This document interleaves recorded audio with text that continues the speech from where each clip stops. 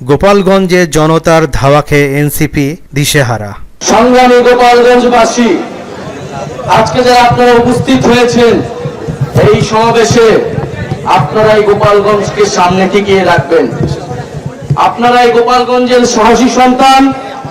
আমরা জানি যদি আজকে বাধা না দেওয়া হতো, যদি যে ধরনের ভয় ও আতঙ্ক তৈরি করা হয়েছে সেটা যদি না করা হতো, গোপালগঞ্জের সাধারণ জনতা এখানে লোকে লোকারণ্য করে ফেলতো।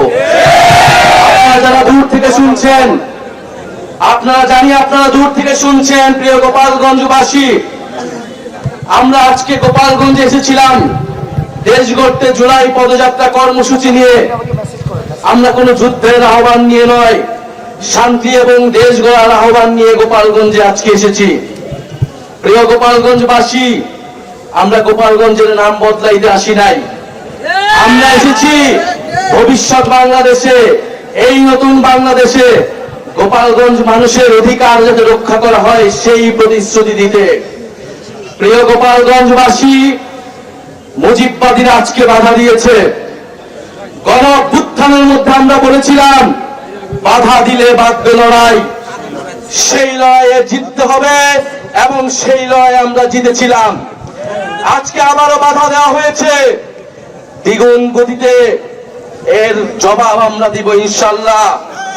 প্রিয় গোপালগঞ্জবাসী, আপনারা যারা এই গণ অভ্যুত্থানের পক্ষে রয়েছেন, নতুন বাংলাদেশের পক্ষে রয়েছেন, আপনাদেরকে দায়িত্ব নিতে হবে এই গোপালগঞ্জ যেন মুজিববাদীদের আশ্রয় কেন্দ্র হয়ে উঠতে না পারে।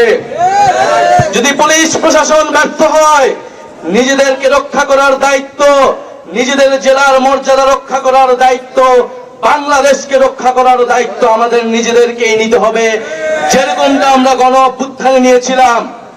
প্রিয় গোপালগঞ্জবাসী, আমরা আজকে এতটুকুই বলতে এসেছি, গোপালগঞ্জ নামে এই বাংলাদেশে, সামনের বাংলাদেশে কোনো বৈষম্য হবে না। গোপালগঞ্জ নামেও চাকরিতে কোনো বৈষম্য আমরা সহ্য করব না, কিন্তু গোপালগঞ্জেও কোনো সন্ত্রাসীদের আস্তান আমরা সহ্য করব না।